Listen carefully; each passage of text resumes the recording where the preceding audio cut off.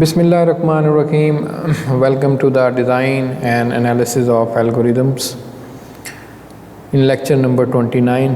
Last lecture में हमने DFS algorithm study किया था in the term of shortest path, यानी शॉर्टेस्ट पाथ फाइंड करने के लिए हमने अब तक दो एल्गोरिदम देखे हैं। एक हमने ब्रेड्थ फर्स्ट सर्च यानी BFS एल्गोरिदम स्टडी किया और दूसरा एल्गोरिदम हमने डेप्थ फर्स्ट सर्च DFS हमने लास्ट लेक्चर में स्टडी किया।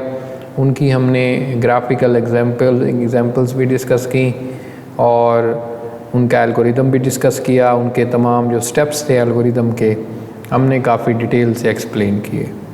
लास्टली हमने उस एल्गोरिदम का एनालिसिस भी किया, यानी जो उसकी टाइम कॉम्प्लेक्सिटी थी वो हमने देखी। आज के लेक्चर में हम DFS के हवाले से बात करेंगे, यानी DFS एल्गोरिदम को हम टाइम स्टैम्प स्ट्रक्चर के हवाले से देखेंगे कि DFS एल्गोरिदम में ये टाइम स्टैम्प क्या चीज़ होती है, इसको हम इम्प्लीमेंट करेंगे इसके अंदर। बुनियादी तौर पे टाइम स्टैम्प स्ट्रक्चर में हम ये कहना चाह रहे हैं कि जब हम एक ग्राफ को विज़िट करते हैं तो उसमें हम एक वर्टेक्स से दूसरे वर्टेक्स पे जाते हैं, यानी DFS के हवाले से हम एक वर्टेक्स के जो एडजेसेंट होते हैं उनकी डेप्थ में चले जाते हैं और तब तक चलते चले जाएंगे, मार्क करते चले जाते हैं और वो यानी हम डेप्थ तक इस तरह पहुंच जाते हैं। लेकिन अब हम थोड़ा सा डिफरेंट काम करेंगे, यानी हम प्रोसेस तो वही फॉलो करेंगे यानी जो DFS का होता है, लेकिन अब हम साथ लिहाज रखेंगे टाइम का भी, यानी कब हम किस वर्टेक्स के अंदर एंटर हुए और उस वर्टेक्स के जो रेलिवेंट और वर्टेक्स हैं वहाँ पे हम गए तो हमारा कितना टाइम लगा, यानी हम टाइम भी अब साथ रिकॉर्ड करेंगे। फ़र्ज़ करें हम वर्टेक्स 1 पे हैं, वर्टेक्स 1 पे हमने स्टार्ट जब किया तो वहाँ पे टाइम 1 था, फिर उसकी एडजेसेंट के अंदर गए वहाँ टाइम 2 एंड 3 इस तरह है। आपने मेज़ गेम जो है वो देखी हो तो उसमें भी हम कुछ इस तरीके से करते हैं। और अगर मैं आपको रियल एग्जांपल दूं कि आपने अपने एक महल को या एक बिल्डिंग को विज़िट करना हो तो उसमें आप एक कमरे में एंटर होंगे, फिर उसके एडजेसेंट कोई और कमरे होंगे, उनके अंदर आप जाएंगे। तो इसी तरह आप एक यानी मेन कमरे में एंटर हुए, उसके एडजेसेंट फ़र्ज़ करें 2 रूम्स और हैं, उनके दरवाज़े अंदर ही हैं, तो आप उनके यानी रूम नंबर 1 जो उसके एडजेसेंट है उसमें विज़िट करेंगे, फिर इसी तरह वापस आएंगे दोबारा उस रूम में, फिर उस दूसरे वाले डोर के ज़रिए आप रूम नंबर 2 में दाखिल होंगे, फिर वापस आप आएंगे उसी रूम में। तो ये सिलसिला जारी रहेगा जब तक मैं उस तमाम रूम्स को विज़िट नहीं कर लेता। मैंने यहाँ पे एक चीज़ का लिहाज रखना है कि जब मैं मेन रूम में दाखिल होता हूँ तो वहाँ पे यानी जिस वर्टेक्स को मैं एक्सेस करता हूँ इनिशियली या स्टार्टिंग में, यानी उसको मैं डिस्कवर करता हूँ, तो उस वक्त मैं उसका टाइम जो है वो स्टोर कर लूँगा। फ़र्ज़ करें वो 1 से स्टोर कर लूँगा। फिर मैं उसके एडजेसेंट रूम में गया तो मैं फिर वहाँ अंदर जाऊँगा, वहाँ पे उस वर्टेक्स अब नए वर्टेक्स को डिस्कवर किया है उसका टाइम जो है वो इंक्रीमेंट कर दूँगा, यानी पिछले टाइम को, क्योंकि हमने दूसरा रूम विज़िट कर लिया है। वापस हम दोबारा मेन रूम में वापस आएंगे, फिर हम दूसरे रूम में जाएंगे तो फिर आगे टाइम में काउंटर कर लूँगा आगे। तो ये सिलसिला जारी रहेगा। मैंने दोनों रूम विज़िट किए, अब मैं उस मेन रूम से जब बाहर निकलूँगा तो इस रूम का जो फिनिश टाइम है वो भी मैं स्टोर करूँगा, यानी मैंने कितनी देर में इसको फिनिश किया। अब यहाँ ये तो मैंने जेनेरिकली बात कर ली, यानी रियल लाइफ मैंने आपको एक एग्जांपल दी। अब हम इसको टेक्निकली देखते हैं एल्गोरिदम के पॉइंट ऑफ व्यू से। We traverse the graph in DFS order. We will associate the 2 numbers with each vertex. अब हम 2 नंबर्स यहाँ पे स्टोर करेंगे। फर्स्ट जो नंबर है उसको हम बोल रहे हैं D of U। D of U का मतलब है डिस्कवर, यानी हम जब किसी वर्टेक्स को इनिशियली स्टार्टिंग में विज़िट करेंगे तो उस वक्त इसकी वैल्यू हम इसमें स्टोर करेंगे। इसका मतलब है we first discover a vertex u and store a counter in d of u। When we are finished processing a vertex, जैसे ही हम उस वर्टेक्स से प्रोसेसिंग फिनिश करेंगे तो फिर हम काउंटर जो स्टोर करेंगे वो f ऑफ u के अंदर स्टोर करेंगे। ये फिनिश कौन सा होगा? बेसिकली जब हम यानी हम एक रूम में एंटर हुए, वहाँ से अब दोबारा हमने वापस वहाँ नहीं जाना, यानी वहाँ से अब फिर वापस हम वहाँ नहीं जाएंगे, तो उस वक्त हम वहाँ से फिनिश करके आ रहे हैं और उस वक्त हम इसमें काउंटर स्टोर करेंगे। These two numbers are called the time stamps. इन्हीं को हम टाइम स्टैम्प्स कह रहे हैं कि इनिशियली जब हम किसी वर्टेक्स को विज़िट करेंगे उस वक्त d ऑफ u में वैल्यू स्टोर होगी, और फाइनली तौर पे जब हम किसी वर्टेक्स से बाहर निकलेंगे तो उस वक्त f ऑफ u की वैल्यू जो है वो चेंज होगी। अब इसका सबसे पहले एल्गोरिदम देख लेते हैं, फिर इसकी हम एक एग्जांपल कवर करेंगे। Consider the recursive version of the depth first traversal. लेकिन अब ये थोड़ा सा मुख्तलिफ एल्गोरिदम है, इसमें हम टाइम भी अब वो साथ नोट करेंगे। सबसे पहले हमने ये DFS ऑफ G जो है वो हमने लिया। हम ये कह रहे हैं for each u into capital V, और इस लूप के अंदर हम कह रहे हैं कि उन तमाम वर्टिक्स यानी कलर ऑफ u जो है, सारी वर्टिक्स का कलर जो है वो वाइट कर दो और इनका जो प्रीडिसेसर है उनको हम नील कर देंगे। ये काम तो वही पुराना है जो हम पिछले एल्गोरिदम में भी देख चुके हैं। उसके बाद हम यहाँ आप टाइम का एक वेरिएबल बना रहे हैं और उसको हम 0 पे सेट कर रहे हैं। उसके बाद हम u इंटू v यानी हम u, v तक जाएंगे, यानी एक वर्टिक्स से दूसरी वर्टिक्स को विज़िट करेंगे और चेक करेंगे कि इस वर्टिक्स का कलर जो है यानी कलर ऑफ u जो है अगर वो वाइट के बराबर है तो फिर हम DFS विज़िट को रिकर्सिव कॉल करते हैं, यानी DFS विज़िट को एक और मेथड है उसको हम इसमें कॉल करेंगे और ये प्रोसेस जो है वो चलता रहेगा। अब ये DFS विज़िट भी आप देख लें, यहाँ पे DFS विज़िट जो है वो हम इसको यानी वो वर्टेक्स दे रहे हैं, ये चेक उसको सबसे पहले मार्क कर देता है, कलर चेंज कर देता है, यानी पहले वो वाइट था तो उसको ग्रे या ब्लैक कर देगा। उसके बाद हम क्योंकि अब डिस्कवर कर ली है एक वर्टेक्स जो कि पहले विज़िट नहीं हुई थी, तो इसलिए अब d ऑफ u की वैल्यू जो है उसके अंदर हम टाइम की वैल्यू इंक्रीमेंट करके डाल देंगे, यानी जो करंट टाइम है इस वक्त तो 0 है, तो 0 में 1 इंक्रीमेंट होगा तो d ऑफ u की वैल्यू जो है वो इस u की वैल्यू बन जाएगी 1। उसके बाद हम अब क्या करेंगे, इस वर्टेक्स के तमाम एडजेसेंट नोड्स यानी वर्टेक्स की तरफ जाएंगे।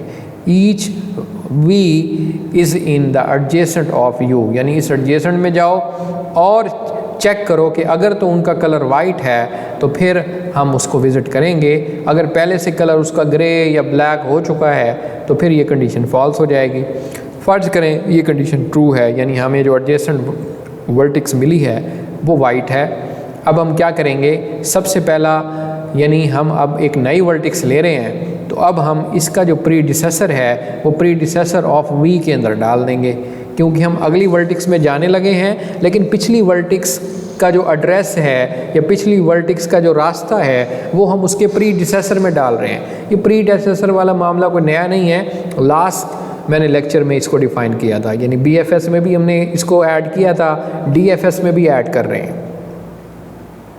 तो हम जब नई वर्टेक्स हमें पता चल गई कि भाई अभी ये विज़िट नहीं हुई, कलर इसका वाइट है, तो मैं अब वहाँ पे शिफ्ट करने के साथ साथ यानी इस वर्टेक्स का प्रीडिसेसर सेट कर लूँगा, यानी मैंने रास्ता भी तो याद रखना है ना कि मैं किस वर्टेक्स से एंटर हुआ हूँ, इधर रास्ता भी तो याद रखना है, तो ये चीज़ वो है। उसके बाद हम इस DFS विज़िट को रिकर्सिवली कॉल करते हैं और ये प्रोसेस तब तक रिपीट होता रहता है जब तक हम सारी वर्टेक्स को विज़िट नहीं कर लेते। उसके बाद यानी अब हम क्या करेंगे, यानी वर्टेक्स से जैसे बाहर निकलेंगे तो कलर ऑफ u को हम ब्लैक यानी इसका कलर ब्लैक सेट कर देंगे, विज़िट हो गई है। और फिर उसके बाद अब क्योंकि हम इधर से बाहर निकल आए हैं, अब मैं इसका जो फिनिश टाइम है उसमें भी इंक्रीमेंट कर दूँगा, यानी अब क्योंकि मैं स्टार्टिंग में अगर 1 किया था टाइम को, अब फिनिश करके बाहर निकला हूँ तो मैं इसको अब 2 पे यानी इंक्रीमेंट करके f ऑफ u में डाल दूँगा। तो ये बेसिकली एक बुनियादी एल्गोरिदम है। मुझे उम्मीद है कि ये एल्गोरिदम समझ आ गया होगा। अब हम इसकी एक एग्जांपल करेंगे तो मज़ीद आपको ये स्टेप जो है वो डिटेल से समझ में आ जाएंगे। यहाँ पे अब आप देखें कि मैं ग्राफ जो है आपके सामने है, ये ग्राफ है, ये हमने विज़िट करना है। ए से हम स्टार्ट करेंगे और इसके एडजेसेंट नोड, जैसे आपको पता है DFS एल्गोरिदम कैसे चलाना है, उसको यूज़ करके मैं यहाँ 1 बाय 1 जो है वो तमाम वर्टिक्स को विज़िट करूँगा। लेकिन थोड़ा सा अब डिफरेंस है कि मैंने अब उनका टाइम स्टैम्प भी नोट करना है। तो सबसे पहले DFS A कहा, अब टाइम स्टैम्प यानी मैं A से शुरू कर रहा हूँ। मैंने ये हिस्सा निकाला है क्योंकि इस वर्टिक्स से मैं स्टार्ट कर रहा हूँ, तो इसके एडजेसेंट जो है वो ये है और ये है। फ़िलहाल तो यहाँ से मैं जाऊँगा, तो फ़र्ज़ करें कि इसका एडजेसेंट नोड जो है वो ये है। तो टाइम देखें, इसका मैंने स्टार्टिंग डिस्कवर टाइम 1 कर दिया। इधर आया, अब ये एक नई वर्टिक्स है, ऑफ कोर्स इसका कलर वाइट है, तो इसको मैंने 2 कर दिया। इसकी एडजेसेंट फिर आगे C है, मैं इधर गया, यहाँ पे विज़िट किया इसको, तो इसका मैंने जो है वो टाइम 3 कर दिया। तो ये देखें मैं टाइम इंक्रीमेंट करता जा रहा हूँ। उसके बाद अब इसके आगे यानी अभी C, इस ग्राफ को देखें, इससे आगे मुझे कोई और रास्ता नहीं मिलता आगे जाने का, तो मतलब इसके आगे कोई एडजेसेंट नोड नहीं है। अब मैं यहाँ से आगे और कहीं नहीं जा सकता सिवाय मैं वापस आऊँगा। और जब मैं वापस आऊँगा तो अब यहाँ से निकलते वक्त मैं इसका फिनिश टाइम भी अब स्टोर करूँगा, जो कि यहाँ से 3 था, उसमें 1 इंक्रीमेंट किया तो वो 4 हो गया। तो यहाँ पे अब आप देखें कि 4 हुआ। मैं यहाँ पे वापस आऊँगा, वापस जब आऊँगा तो अब आप देखें कि यहाँ पे अब इसका पहले फिनिश टाइम मैंने नहीं रखा था क्योंकि मैं यहाँ से अभी फाइनली तौर पे वापस नहीं गया था, इसलिए अब यहाँ पे 5 सेट कर दूँगा। उसके बाद अब यहाँ से भी मैं और कहीं नहीं जा सकता सिवाय कि मैं वापस जाऊँ जहाँ से आया था। तो यहाँ से अब वापस मैं 1 पे यानी A नोड पे वर्टिक्स पे जाऊँगा। ऑफ कोर्स यहाँ पे अब मैं पहुँच गया, तो यहाँ पे रिटर्न C और ये कोडिंग भी आपको साथ नज़र आ रही है। उसके बाद अब आपने ये देखना है कि अब यहाँ पे अभी ख़त्म नहीं हुआ मामला, ठीक है। अब मैं इसके एडजेसेंट नोड्स देखूँगा और कौन से हैं। ये तो मैंने विज़िट कर लिया यहाँ से वापस। एक तो मुझे ये मिला, ये वाला वर्टिक्स। मैं जब इधर गया तो मुझे पता चला ये तो पहले से ही ब्लैक हो चुका है, या इसका कलर चेंज हो चुका है, ये तो विज़िट हो चुका है, तो इसलिए मैं यहाँ से वापस आ जाऊँगा। ऐसे जो नोड होते हैं मैंने उनको डॉटेड शो किया हुआ है कि अगर मैं जाऊँगा और मुझे ये पता चलेगा कि वहाँ पहले विज़िट हो चुका है तो मैं अब वहाँ से आगे नहीं जा सकता। अब मेरे पास एक और रास्ता बचा, ये वाला। मैं यहाँ गया, मुझे पता चला कि ये विज़िट अभी नहीं हुआ, तो अब मैं ये फ़िनिश टाइम 5 पे फ़िनिश किया था। अब क्योंकि एक नई वर्टिक्स डिस्कवर हुई तो मैंने अब टाइम 6 कर दिया। इसकी जो एडजेसेंट वर्टिक्स है वो G मिली मुझे। यहाँ पे जब गया तो पता चला ये भी वर्टिक्स पहले विज़िट नहीं हुई, इसका कलर वाइट है। तो मैं जब यहाँ पे गया तो टाइम जो है वो 7 पे पहुँच गया। अब यहाँ से मैं जब इधर आया तो मुझे पता चला कि ये वर्टिक्स भी पहले विज़िट हो चुकी है। इधर आया तो मुझे पता चला ये भी विज़िट हो चुकी है, इसका टाइम स्टैम्प नोटेड है। अब मेरे पास वापसी का रास्ता है, तो जब मैं वापसी पे जाऊंगा तो यहाँ पे टाइम हो जाएगा 8। यहाँ से फिर वापसी में जाऊंगा इधर तो टाइम हो जाएगा यहाँ 9। अब मैं यहाँ पे आ गया। अगले स्टेप में आपको ये नज़र आ रहा है 8 और ये 9। अब यहाँ से जो वापसी है मैं यहाँ पे आऊँगा, तो यहाँ पे अब क्योंकि मैं आगे इसके नहीं जा सकता क्योंकि एडजेसेंट इसके सारे पूरे हो गए, तो अब फाइनली मैं यहाँ पे 10 कर दूँगा। अब देखें कि मैं यहाँ से नहीं जा सकता, तो फिर मैं अब बाकी मेरा ग्राफ ये हिस्सा रहता है। अब मैं यहाँ से स्टार्ट करूँगा। जब स्टार्ट करूँगा तो स्टार्टिंग टाइम क्या होगा 11, ठीक है। 11 में D से विज़िट किया। अब इसके एडजेसेंट नोड एक ये है, ये मुझे पता चला पहले विज़िट हो चुका है, तो मैंने देखें डॉटेड कर दिया इसको। और यहाँ से मुझे एडजेसेंट मिला E वाली साइड पे, मैं यहाँ पे चला गया। यहाँ पे अब टाइम जो है पहले 11 था, तो अब इसको डिस्कवर किया 12 हो गया। इधर से मैं फिर इसके एडजेसेंट F की तरफ गया तो मुझे पता चला ये तो विज़िट हो चुका है पहले, इसलिए मैं वापस आऊँगा और वापस यहाँ जाते हुए टाइम 13 हो जाएगा। इसको मैंने फ़िनिश किया तो इसका फ़िनिश टाइम 13। इधर आया, अब इधर से आगे कोई ग्राफ नहीं रहा तो इसका टाइम 14 हो जाएगा। तो ये देखें कि इस सिस्टमेटिक तरीके से हम टाइम भी नोट करते जा रहे हैं और सारी जो इसकी सूरत हाल है वो हम देखते जा रहे हैं।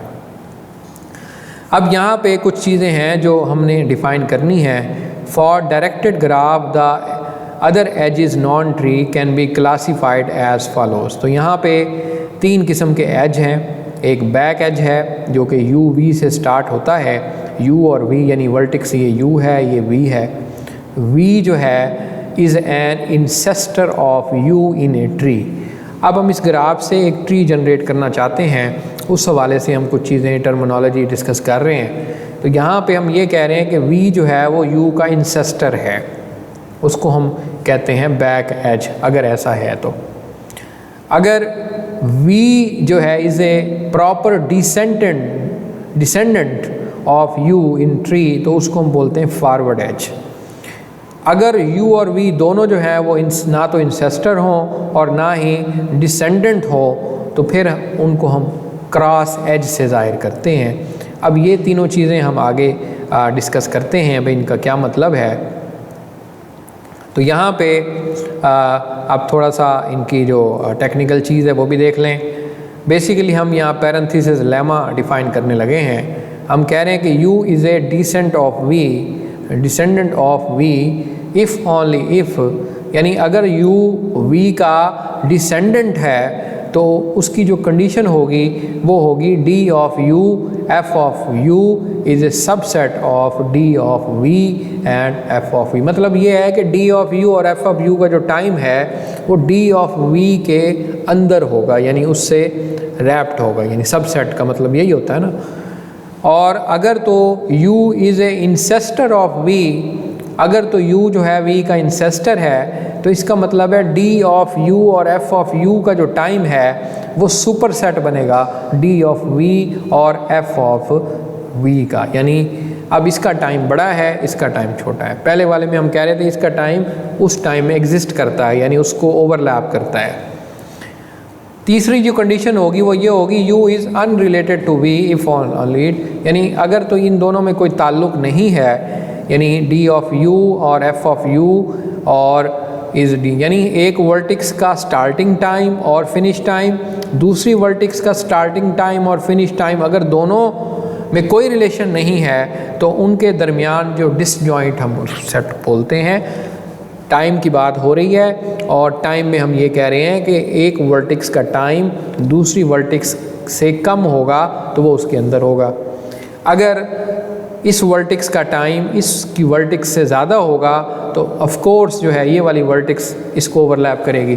तो ये चीज़ जो है वो अभी ग्राफिकली अब आपको समझ आ जाती है। तो ये देखें मैंने किया ये है, आपको यहाँ पे नज़र आ रहा है ये टाइम ऊपर 0 से लेके ये चल रहा है 1 0 1 2 3 4 5 6 7 8 9 10 11 12 13, बल्कि ये 1 से स्टार्ट हो रहा है 1 to 14 तक जा रहा है, क्योंकि हमारे पास टोटल जो टाइम फ्रेम है वो 1 से 14 तक, 0 से नहीं शुरू किया था हमने, 1 से शुरू किया था। अब हमारे पास जो A है, अब आप उस दोबारा मैं आपको वो सॉरी ये ग्राफ यहाँ पे दिखा रहा हूँ। तो यहाँ देखें A जो वर्टिक्स है वो 1 से 10 के दरमियान है। तो यहाँ देखें मैंने उसको यहाँ से यहाँ हाईलाइट कर दिया। B वर्टिक्स आप देखें कि 2 से 5 के दरमियान है, तो मैंने उसको ये देखें ये 2 से 5 के दरमियान मिला लिया। C जो वर्टिक्स है वो 3 से 4 के दरमियान है, ये 3 से 4, ये 3 से 4 आ गए, ये देखें। इसी तरह F इसके बराबर है, ये मैंने अब आपको सारा बता दिया है। और जो D वर्टिक्स है वो 11 से 14 के दरमियान है, तो यहाँ मैंने उसको दिखाया। और आखिरी जो E वर्टिक्स है वो 12 से 13 है, तो ये देखें सिर्फ एक ही इनमें मैंने टाइम फ्रेम इस तरह किया है। तो ये मैं एक ट्री बना रहा हूँ, DFS ट्री बनेगा इसका। अब यहाँ पे आप देखें कि इनको मैंने इसके साथ रिलेट कर दिया, इसको मैंने इसके साथ। ऑफ कोर्स ये मैंने ऐसे नहीं किया, आप देखें कि A B के साथ है, फिर B C के साथ है, तो इसी तरह मैंने ये कर दिया। उसके बाद आप देखें A F के साथ है और F G के साथ है, तो इसको मैंने इसके साथ कर दिया। फाइनली आप देखें कि मैं यहाँ पे ये अलग चीज़ है, तो इसको मैंने इसके साथ रिलेट कर दिया। अब ये चीज़ आपको इसमें ये नज़र आ रही है। बेसिकली ये एक फॉरेस्ट बन गया, फॉरेस्ट आप कह लें जंगल टाइप चीज़ है, वो बन गई है। उसका एक हिस्सा ये है और एक हिस्सा ये है। इसको हम DFS फॉरेस्ट भी कहते हैं और ये फॉरेस्ट जो है वो बन गया है। अब इसमें ये ट्री हमने कैसे जनरेट किया, अब आप इसको समझ चुके होंगे। जो एज मतलब ट्री जनरेट करने में हेल्प नहीं दे रहे, उनके हमने अब आइडेंटिफाई करना है कि वो कौन से एज हैं। अभी आपको शुरू में मैंने बताया है बैक एज, फॉरवर्ड एज और क्रॉस एज। अब हमने उनको हाईलाइट करना है। अब उनको अगर मैं दोबारा अगर आप दिखाऊं तो ये देखें, आपको मैं उस जगह ये लिखें यहाँ पे। अब VU का अगर इंसेस्टर है ट्री के अंदर, इसमें हमने कहा था कि इंसेस्टर का मतलब ये होता है कि ये वाला देखें कि इसका टाइम जो है, U का टाइम इसके टाइम से बड़ा है। तो अब आप देखें कि मैंने इसको यानी बैक एज, ये देखें इसका जो ये हमारा U है, ये हमारा V है, फर्ज करें इसका टाइम इसके टाइम से बड़ा है, यानी इसके टाइम से ये बड़ा है, तो इसको मैं बैक एज कहूँगा। ये देखें मैंने यहाँ पे B लगा दिया, ये मेरा बैक एज है। दूसरी चीज़ कि अगर D ऑफ U और F ऑफ U का टाइम जो है,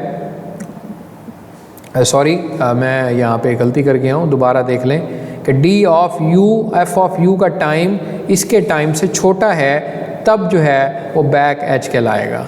यहाँ पे देखें ये हमारा D ऑफ U है, ये हमारा D ऑफ V है। इसका टाइम इसके टाइम से छोटा है, ऑफ कोर्स छोटा है, यहाँ पे देखें इसके अंदर आता है ना ये, तो ये इसका बैक एज कहलाएगा। सही है। ऑन द अदर हैंड यहाँ पे आप देखें कि D of U and F of U का टाइम जो है वो इसके टाइम से बड़ा है, तो ये बेसिकली फॉरवर्ड एज जो है वो बनेगा। ये आप देखें ये फॉरवर्ड एज, ये देखें बन रहा है। तो ये फॉरवर्ड एज मैंने कहाँ दिखाया हुआ है, ये वाला दिखाया हुआ है। अब ये आप देखें कि इसमें बेसिकली इसके टाइम से आप देखें कि ये हमारा U है और ये V है, ये बेसिकली इसके टाइम से छोटा है, यानी इसलिए ये बड़ा है और ये छोटा है।